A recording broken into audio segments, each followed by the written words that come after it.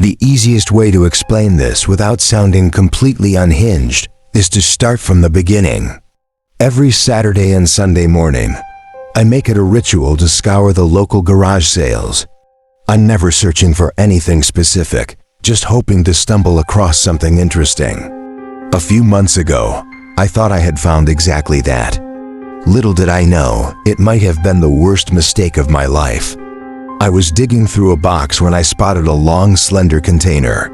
It was decorated with hand-painted stars, planets, and strange text in a language I couldn't identify. The style seemed vaguely East Asian, but I couldn't be certain. No way, I thought. A stargazing telescope. I've always wanted one, but the new ones are too pricey, and the ones at thrift stores are usually junk. I opened the box to inspect it. This was no ordinary telescope. Its surface was covered in knobs, dials, and buttons, all labeled with cryptic symbols. Gen-UN high-powered telescope was etched into the side. Excited, I carried it over to the house's owner. The man running the sale was peculiar. I didn't recognize him. This wasn't my usual side of town. He wore sandals, ill-fitting shorts, and a Hawaiian shirt that looked a size too big. His leathery, sun-worn skin made his gray hair seem almost white. But it was his eyes that unsettled me. Too wide, too bright, with a jittery intensity, like he was barely holding something back. He was mid-laugh, cracking a joke with another customer when he saw me. His grin evaporated the instant his eyes locked on the telescope. It wasn't a dramatic reaction, just a subtle shift, but it chilled me. Is this for sale? I asked, half expecting him to snatch it away and mutter something like, "How did this get out here?" To my surprise, he just nodded. "Of course. Everything must go." "I'm moving next week," he said, his earlier cheer now replaced by a strange, hollow tone. He glanced me up and down, and for a moment, it felt like he was weighing something more than just my wallet. "How much?"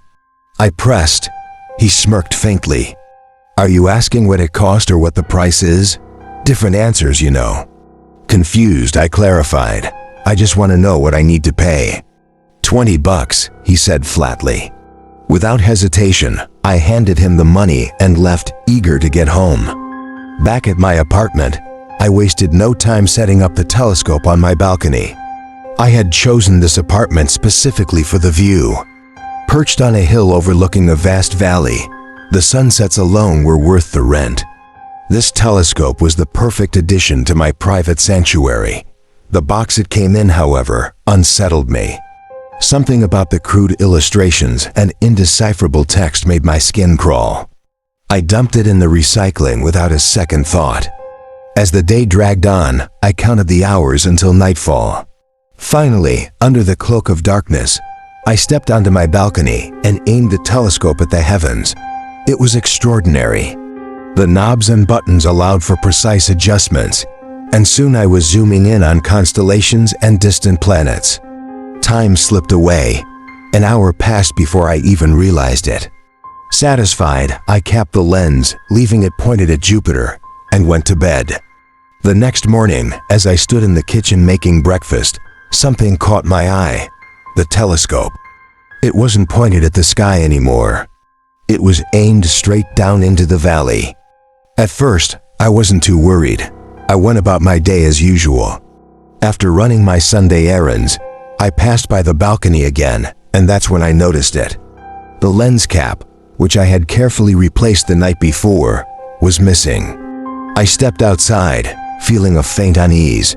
The cap wasn't lost. It was neatly placed on the railing. I stared at it, baffled. I wanted to believe I had simply forgotten to put it back, but deep down, I knew I hadn't. Still, the mind has a way of smoothing over jagged edges, turning dread into mere oversight. That night, I tried to shake it off. I waited for darkness to fall, then resumed my celestial exploration.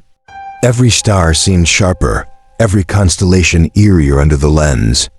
When I was done, I made sure to replace the cap snugly and moved the telescope to a shaded corner, well away from the balcony's edge. The next morning, my heart froze as I glanced out the window.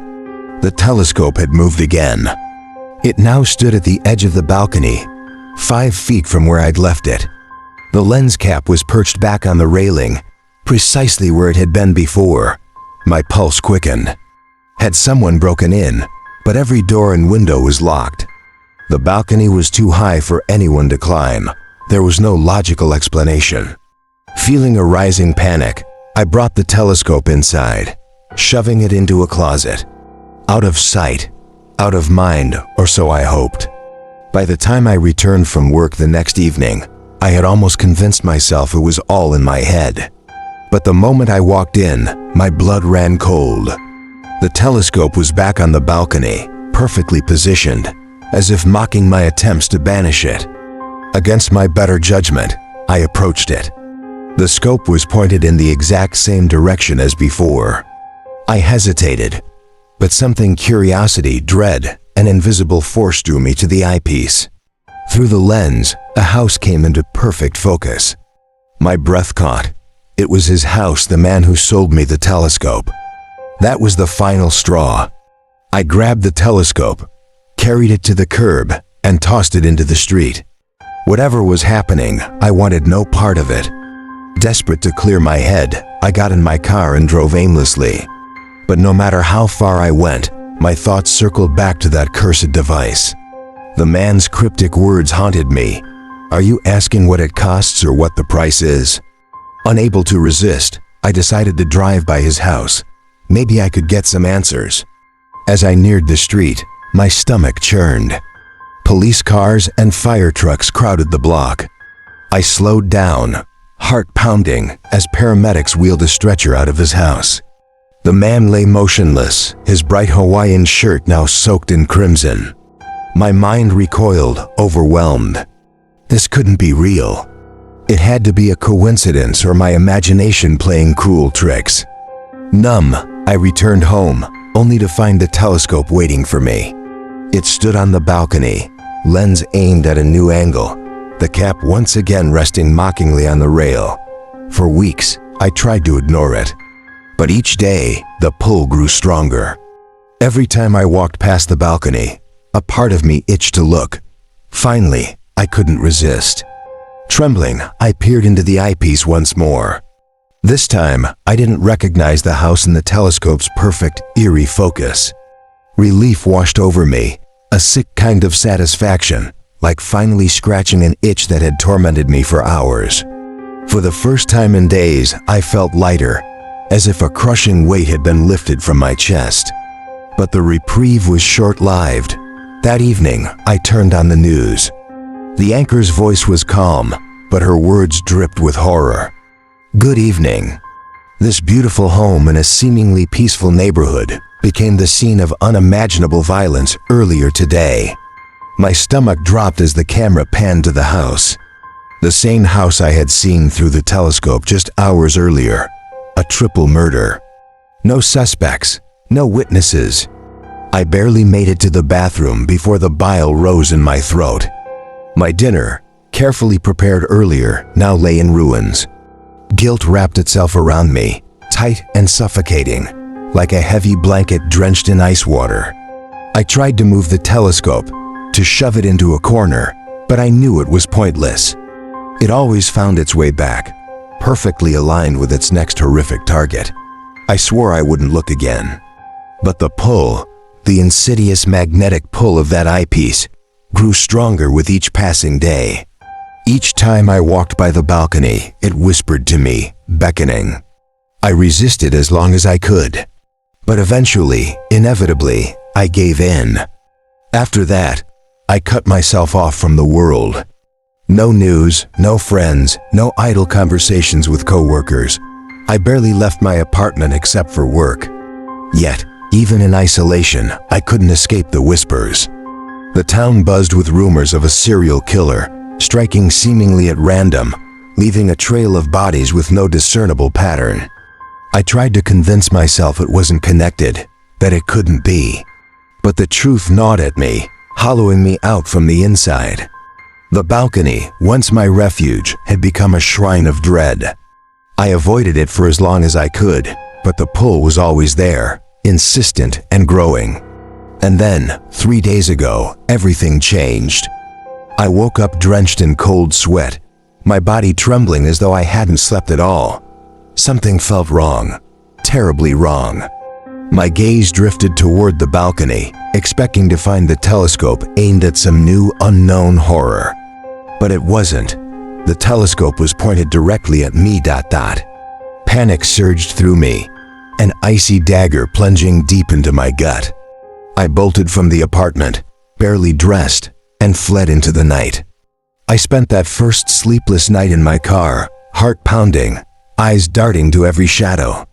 The next day, I drove anywhere, as far as I could, trying to escape. But no matter how far I went, the road always led me back. Like a cruel loop, I would find myself passing the familiar welcome sign of my hometown, my knuckles white on the steering wheel, dread sinking deeper into my bones. I couldn't escape. Each time exhaustion overtook me, I would pull over and close my eyes, only to wake up miles closer to the apartment. The pull was relentless, dragging me back to that cursed place. It's been 3 days. I can't run anymore. The telescope waits, and I know what I have to do. The eyepiece holds the answers I've been searching for, the truth that has haunted me. I'm not sure what I'll find when I look through it this time, but I can feel it calling. This is different, yet it's the same. And somehow, I know it's my purpose.